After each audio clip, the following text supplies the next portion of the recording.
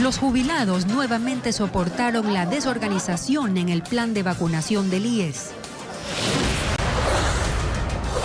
El presidente electo Guillermo Lasso anunció que pedirá ayuda al CNE para el programa de vacunación usando recintos y bases de datos de esa entidad. Ya hay reacciones. Ecuavisa tuvo acceso al avión Orión P-3 de los Estados Unidos, que realiza tareas de combate al narcotráfico y la pesca ilegal. Devastación y cuantiosas pérdidas materiales dejó torrencial lluvia en Tulcán, provincia del Carchi. Las calles se convirtieron en ríos.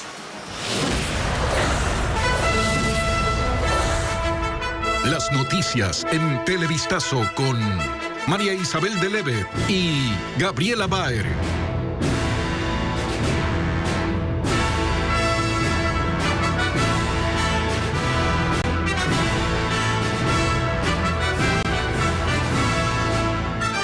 Buenas tardes. Les contamos que cientos de familias muestran indignación, pues los errores y la desorganización en el plan de vacunación no se corrigen, a pesar que las autoridades ofrecieron mejorar el proceso. María Isabel, ¿cómo estás? Gaby y amigos, bienvenidos a esta emisión. Nuevamente el caos y la angustia fueron evidentes en Quito entre los jubilados del IES que acudieron a recibir la dosis contra el coronavirus. Carla Delgado nos cuenta que incluso hubo ciudadanos de la tercera edad que se extraviaron en medio de la confusión. Nuevamente ocurrió lo que cientos de jubilados del IES temían: desorganización y aglomeraciones en el tercer día de convocatoria a la vacunación. Y es que parece que las autoridades han normalizado estos escenarios. Adultos mayores angustiados. Tengo una rabia que mi mujer me mandó con advertencia de que no me altere, porque me hace encima hasta daño. Pero este es un desorden. ¿Qué se necesita? Un matemático para hacer filas para la vacunación. Tiene que venir algún extranjero, un extraterrestre a poner orden. 40 años de trabajo y dése cuenta para este trato. Y tenemos que vacunarnos, aquí podemos hasta infectarnos. Hay una indignación total porque los adultos mayores no podemos ser tratados así. Yo estoy avanzando por la pista. Familiares que piden a gritos parar con el caos, que incluso en pandemia se vuelve una bomba de tiempo para jubilados que solo buscan ser inmunizados con dignidad, pero parece que es imposible. Hacen una fila, hacen dos filas, no saben, ni ellos saben cómo manejar este proceso. ¿Desde qué hora llegó y por qué la indignación? Desde las 5 de la mañana. 5 de la mañana y seguimos ahí en espera. Nos damos cuenta cómo los derechos de las personas de la tercera edad están siendo violentados, no se respeta el distanciamiento, estamos ante una emergencia de contagio y mire cómo está la gente tan pegada, no hay una organización, es lamentable. A pesar de que ayer se ofreció mejorar los procesos, esto no ocurrió. Afuera del punto de vacunación en el norte de Quito imperó la desinformación y el desorden. Se formaron distintas filas que provocaron incluso que adultos mayores se extravíen. Se perdió, señora, ¿qué pasó? Es que ya llegué a la puesta, me pregunto a una señora de Seguro Social, le digo, a las 9 póngase en esta cola, ya me pongo en la cola, ya estoy allá. No, váyase, en esta le manda a mi hija y no sé a dónde, y ahí nos perdimos. Y es que dicen que ya ni las lágrimas conmueven en este proceso que cada vez es más confuso. A pesar de que los adultos mayores fueron convocados a este punto, ahora les dicen que les van a llevar a otro más al norte de la ciudad. Pero en el sur también se evidenció lo mismo. Filas interminables y pensionistas que aseguran que las citas y los tiempos no se respetan. No somos juguetes, no somos burla. Hay personas que vienen, personas con pulmonía, personas que están graves, sin comer, sin nada. ¡Qué injusto! Mientras tanto, otros jubilados callan, contienen sus palabras. Se preguntan cómo después de haber dado tanto hoy se enfrentan con esto. Otros, en cambio, sonríen, aguardan con paciencia en medio del desconcierto y confían en que vendrán tiempos mejores. Y sobre este tema vamos hasta un punto de vacunación del norte de Quito para ver cómo está la situación. Ahí se encuentra Andrea Báez en la avenida Naciones Unidas. ¿Qué ocurre ahí, Andrea? ¿Se organizaron?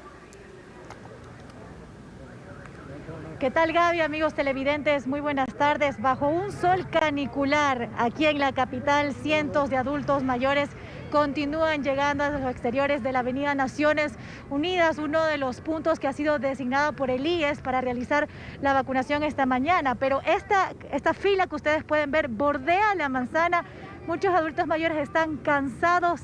¿Cómo está usted? ¿A qué hora regresó? ¿A qué hora vino?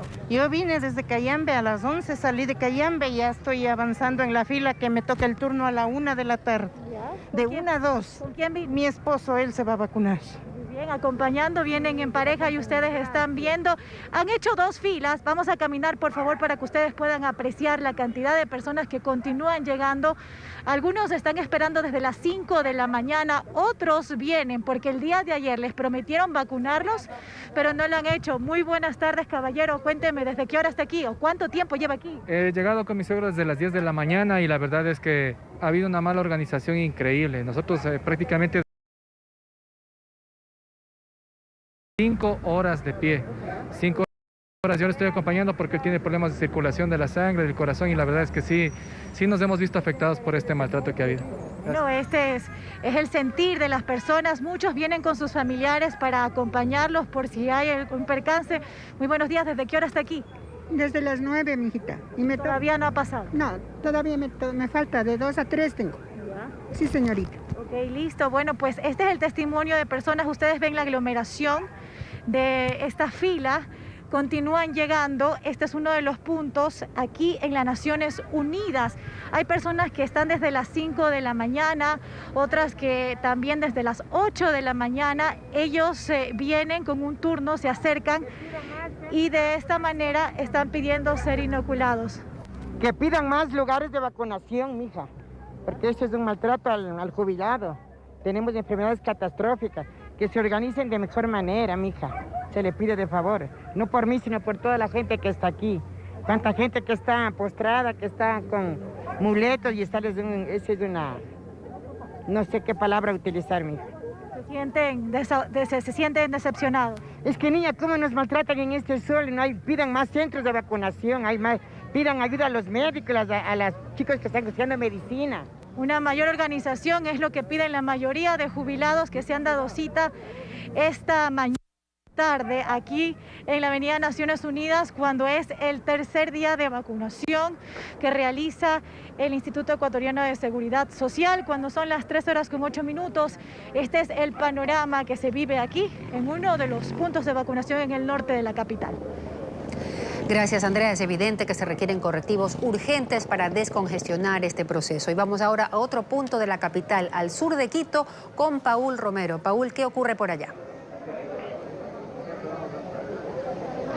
¿Qué tal, María Isabel? Gracias. Buenas tardes, 13:08. Miren, nosotros nos encontramos aquí en el sector del Pintado, en el sur de la ciudad, en un dispensario del Instituto Ecuatoriano de Seguridad Social. Pueden ustedes observar, son 2 filas de personas, de pensionistas, en este caso del IES, jubilados, que han sido convocados para el proceso de vacunación, pero ya llevan aquí más de 4 o 5 horas, según nos han comunicado, y existe desorden, existe una especie de caos en este proceso de vacunación y lógicamente ellos están indignados porque han esperado tanto tiempo. Hay 2 filas, la una que son de personas rezagadas y las otras personas que han sido notificadas en el transcurso de este día. Caballero, buenas tardes. ¿Desde qué hora está usted aquí? Estamos desde las 8 de la mañana. ¿Y qué les han dicho? ¿Cuántas cuadras usted tuvo que esperar o hacer fila? 1, 2, 3, 4, unas 4 o 5 cuadras. ¿Cuándo fue notificado? Bueno, me dieron sacando a mis hijos. Pero en todo caso les llegó la notificación que llegue a las 8 de la mañana. No, eso no, sino que tenía que haber respetado la cola. Pues. Ok, muchas gracias. Ellos no saben que yo estuve acá a las 8. Ok, muy amable, vamos a seguir conversando. ¿Qué tiempo usted ha estado haciendo esta fila? Aproximadamente unas 4 horas, vamos ya. ¿Cuándo les llegó la notificación para la vacunación? Antes de ayer. Esta es la famosa notificación impresa desde el computador. ¿A qué hora le dieron? Ayer por la mañana. Ya, para que se acerque de 11 a 12, dice aquí, ¿no? Sí, este es el horario. Está incluso agendada la segunda cita de vacunación, más o menos de un mes. Pero realmente esto es penoso, ¿no? Que el gobierno se gaste el dinero en campañas de publicidad y no atienda como debe atender a la gente, porque que incrementen los puestos de vacunación en todos los dispensarios del país. Gracias. Muchas gracias. Eso es lo que piden, que se incrementen los puntos de vacunación para que se evite las aglomeraciones y sobre todo para que los jubilados del IES no hagan 4 o 5 horas de fila y estén expuestos al riesgo de un eventual contagio. Es lo que ocurre en el sur de Quito. Gabriela, buenas tardes. Gracias, Paul, por la información. Es la situación en Quito con la vacunación para los jubilados. En 16 días o menos podría estar vacunada la mayor parte de la población si se utilizaran las juntas electorales y los 40.000 recintos de los pasados comicios, según una propuesta de varios profesionales. El presidente electo Guillermo Lasso anunció que solicitará ayuda del Consejo Nacional Electoral para este proceso. Patricio Díaz con el tema. El presidente electo Guillermo Lasso anunció en un medio impreso que pedirá ayuda al Consejo Nacional Electoral para hacer un programa de vacunación en los recintos. Desde el CNE dicen que prestarán todo el apoyo. Para nosotros será un honor colaborar con el país en otro ámbito que no sea el electoral. Pero ¿cómo se podría hacer? Un grupo de profesionales ecuatorianos y extranjeros de diferentes áreas tiene lista una propuesta. Ellos plantean que en lugar de los miembros de juntas receptoras de voto, se tengan vacunadores. Al menos se requeriría uno por cada mesa. Serían cerca de 100.000. En este caso, un 70% puede salir justamente de estudiantes de medicina, de enfermería. El otro 30% saldría de los profesionales de libre ejercicio, que tranquilamente se haría un match de datos. A cada mesa acuden un promedio de 350 personas para votar. Si se tiene por cada una un vacunador, según los cálculos, los ecuatorianos recibirían al menos la primera dosis en 16 días. Una inoculación toma mucho más tiempo que el voto, pero si se aumenta el número de inmunizadores, ese tiempo disminuye. Ahora, si fueran 2 vacunadores por cada junta receptora de vacunación, estaríamos hablando de menos, sería ya 12 días. El CNE puede segmentar el padrón electoral por edades, es decir, generar los listados de mayores de 65 años y otros de 18 a 65, como sea necesario. Se puede hacer eso, obviamente la información nos entrega el registro civil con las fechas de nacimiento y nosotros podríamos segmentar ese tema. Es factible trabajar con la base de datos. Además, tiene creadas herramientas de información a la ciudadanía que podrían dar fecha de vacunación, recinto y junta. Ingresar con su número de cédula, como es actualmente, y adicional al tema de recinto, parroquia, etcétera, estaría nada más que el día en que debe acercarse para ser vacunado. El plan, dicen los expertos, ya está en manos del equipo del presidente electo. Será el nuevo jefe de Estado el que informe cómo aplicaría esta logística para la vacunación a través del CNE.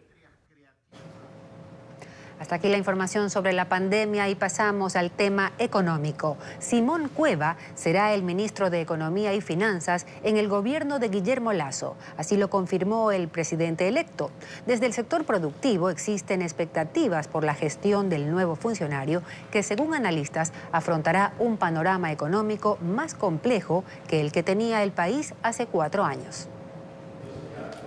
Era un secreto a voces y el anuncio del presidente electo Guillermo Lasso del nombre de quien ocupará la cartera de Economía y Finanzas en su gobierno no fue más que una ratificación de lo que todos o casi todos ya sabían.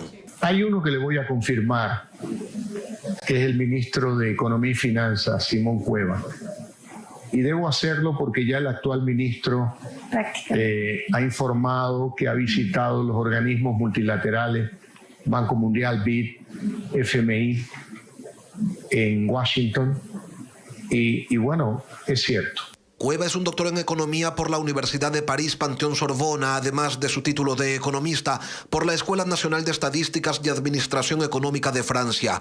Su currículum señala que ha sido director de TNK Economics, director económico regional de Laureate Latinoamérica, ocupó también la Dirección General de Estudios y la de Programación Financiera en el Banco Central, además de ejercer la docencia en universidades nacionales y europeas.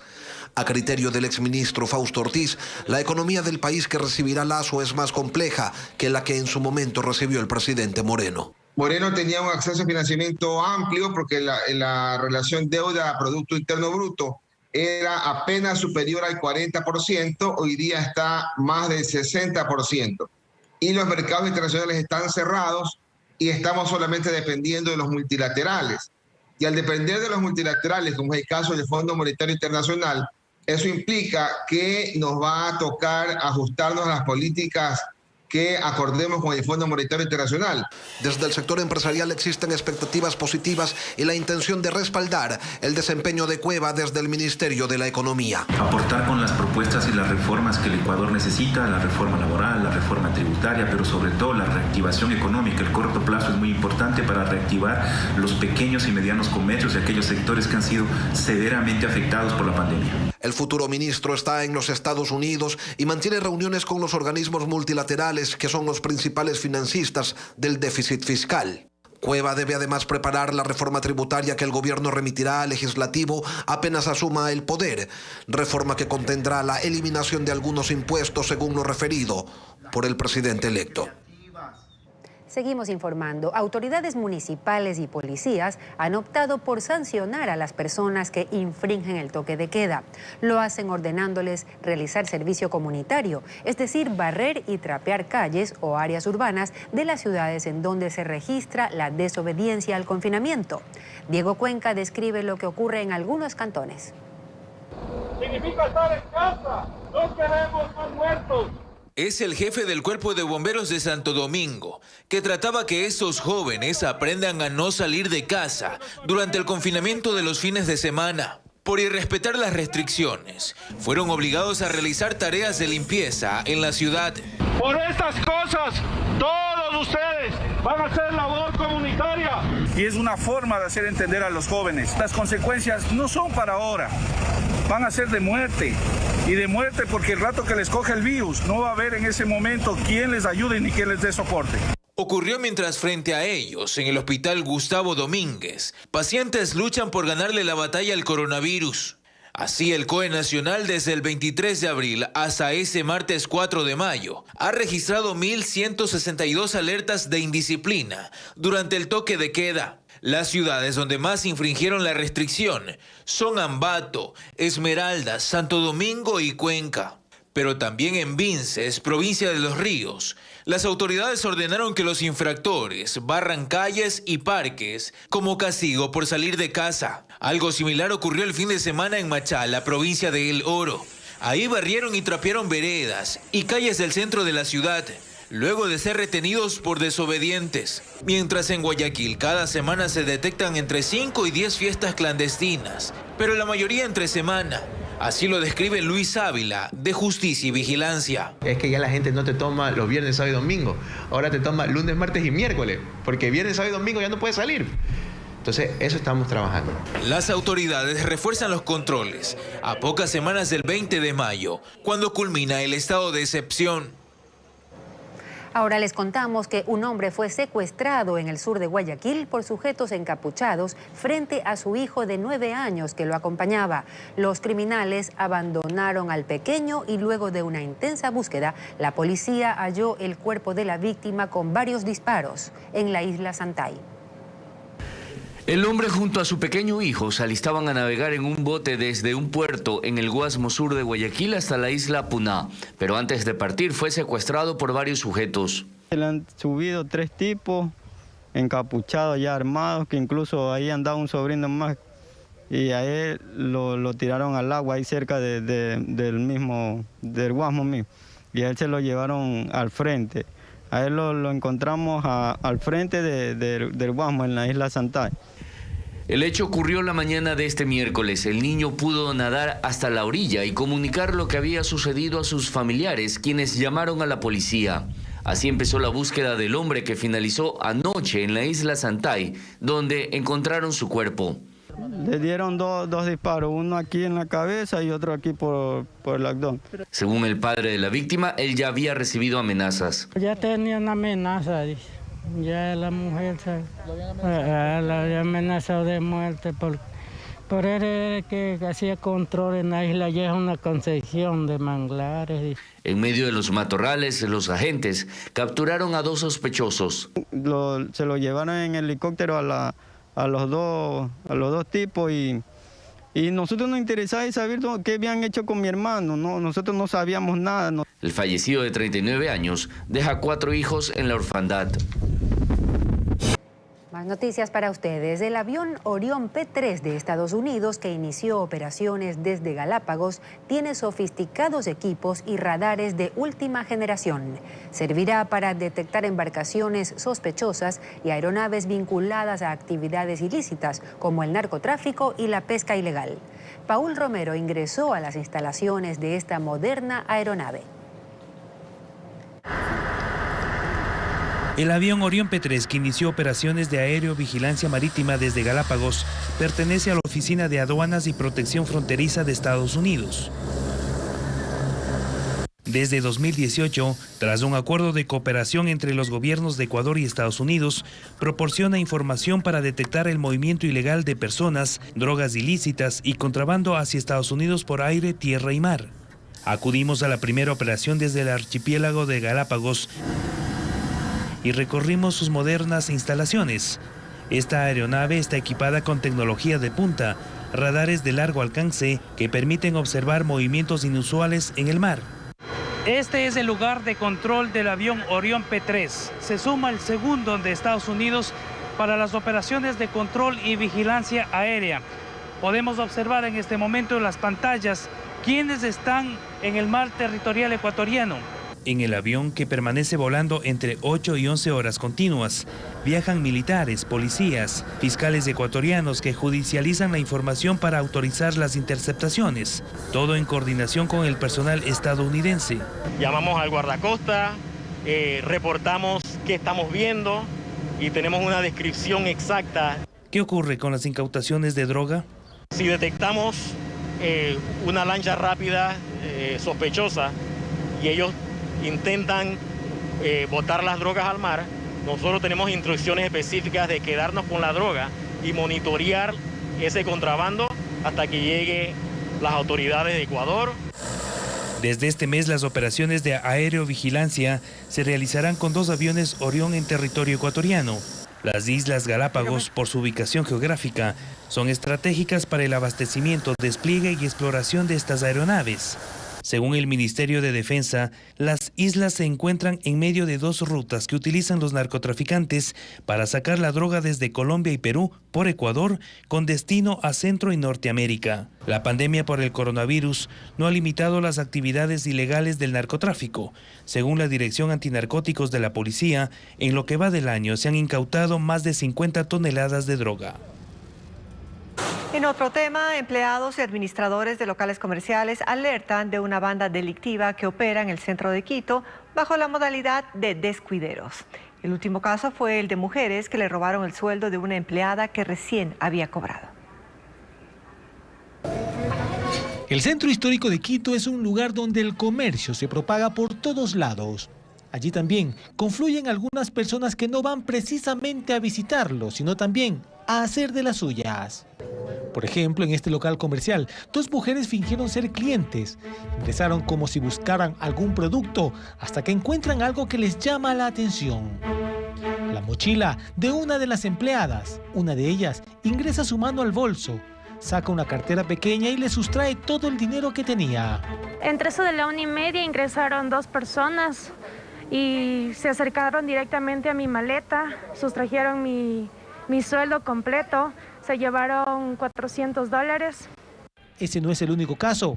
Varios locales han sido visitados por la delincuencia que aprovechan un descuido para robar, como en este establecimiento donde se hicieron pasar como vendedores. Una vez entró un señor con una familia y el señor no era nada de la familia, pero yo pensé porque estaban juntos. Y el señor hablaba mucho con la señora de que se le ve bonito y no sé qué. Y yo, es el esposo. Y el señor viene y me dice, búsquele este en rojo porque el rojo se le ve más bonito. Y la señora, sí, ¿verdad? Y yo voy y cuando bajo, el señor le cobró a la señora y se fue. Según la policía, los delincuentes ya están siendo identificados.